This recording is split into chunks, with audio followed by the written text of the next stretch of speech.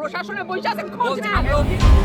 নির্বাচন সামনে রেখে কয়েকটি আসনে যেন মুখোমুখি অবস্থানে রয়েছে বিএনপির বিদ্রোহী ও জোটের প্রার্থীরা। বিশেষ করে ব্রাহ্মণবাড়িয়া 2 আসনে প্রশাসনের বিরুদ্ধে পক্ষপাতিত্বের অভিযোগ তুলেছেন বিএনপির সদ্য বহিষ্কৃত নেত্রী ও স্বতন্ত্র প্রার্থী রুমিন ফারহানা। এরই মধ্যে একটি অপরাধের জন্য প্রশাসন থেকে 3 বার শাস্তি পেয়েছেন বলেও মন্তব্য করেছেন তিনি। এবার উল্টো প্রশাসনের বিরুদ্ধে নির্বাচনের দায়িত্ব নিয়ে অভিযোগ এনেছেন ব্রাহ্মণবাড়িয়া 2 আসনের স্বতন্ত্র প্রার্থী ব্যারিস্টার রুমিন ফারহানা।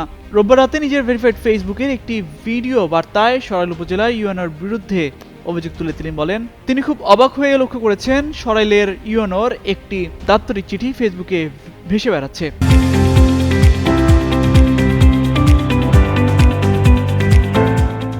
সন্ধ্যা নাগাদ বিভিন্ন পত্রিকা তাদের অনলাইন পোর্টালগুলোতে দাপ্তরিক চিঠিটি ছাপিয়েছে। তার এই চিঠি একদিনের মধ্যে ভাইরাল হয়ে গেছে। রুমিন অভিযোগ করেন, যে রিটার্নিং কর্মকর্তা তার নিজের সই করা চিঠির গোপনীয়তা 24 ঘন্টা রাখতে পারেন না, তার হাতে 5 লাখ ভোটারের ভোট কিভাবে আমানত হিসেবে ভরসা করে দিবেন সেই প্রশ্ন তুলেন তিনি। কিভাবে নির্বাচনের দিন নির্বাচনের দায়িত্ব সঠিকভাবে সেই রিটার্নিং কর্মকর্তা পালন করবেন সেই প্রশ্ন তুলেন।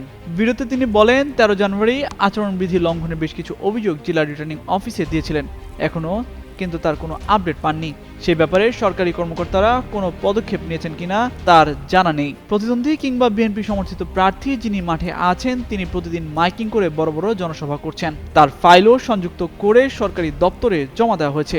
এখন পর্যন্ত তাদের ব্যাপারে পদক্ষেপ নিতে দেখা যায়নি বলেও অভিযোগ এই স্বতন্ত্র প্রার্থীর।